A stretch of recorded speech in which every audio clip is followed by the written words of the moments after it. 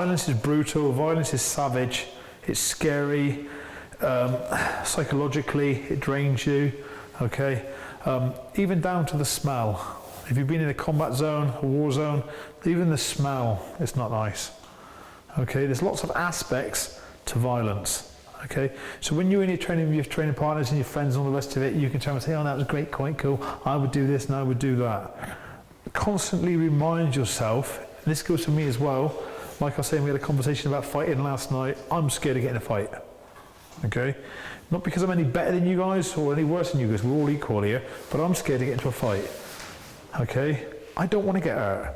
Okay, now when you think about violence, right, violence has got a flip coin to it. I could grab hold of somebody, bash the granny out of them, okay, I could go to prison for that. Or they could bash the granny out of me and I have life-changing injuries. Violence isn't nice, however you look at it, okay? Somebody gets hurt, okay, somebody pays the price in today's society. That makes sense? So, although you want to be the one that wins, you've got to win within the confines of the law. If I'm beating somebody up like that and then they fall on the floor and I start stamping on their head, is that self-defense? No. If they fall on the floor, they are no longer a threat. Good answer. No longer a threat. I must de-escalate the level of force I'm using. I got to by law. Under pace, I must de-escalate the level of force I'm using. They are no longer a threat. If they jump up and run at me again, I can then use force again. Does that make sense? Yep. Do you have any responsibility under the Human Rights Act? Duty of care? Duty of care and You do have a duty. I personally think you do and you don't. If the person's been aggressive and attacked you and you fear for your safety and you need to run away because they're no longer threatened, run away. It's down to the mental. If you have enough ability about you to make sure the person's okay, if you've knocked them unconscious, put them in recovery position, all the rest of it, then fair enough. But how can I dictate that that's what you must do when you've just been in a violent situation where somebody has just psychologically wounded you or scarred you or made you scared and you fear for your safety? How am I then determined to say that you must do something to help them? Okay, if I hit you, but I'm not going to stop to see if you're knocked out, I'm running.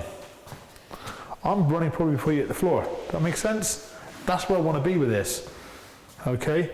But I'm not saying you should and you shouldn't. Okay? No court in the country would turn around and say you were wrong. Okay? You hit him, you ran away as quick as you could because you were scared. Mens rea. Okay, guys? So that's a valid point. It's something to think about. Okay? I'm not saying also there's no reason why you shouldn't stay there and help them. Okay? If, say, you're out with your mates and your mate gets a bit feisty and hits you and cuffs you and you cuff him back and he goes down, he's your mate, you're going to look after him, aren't you? That makes sense? It was just a stupid, drunken moment of stupidity.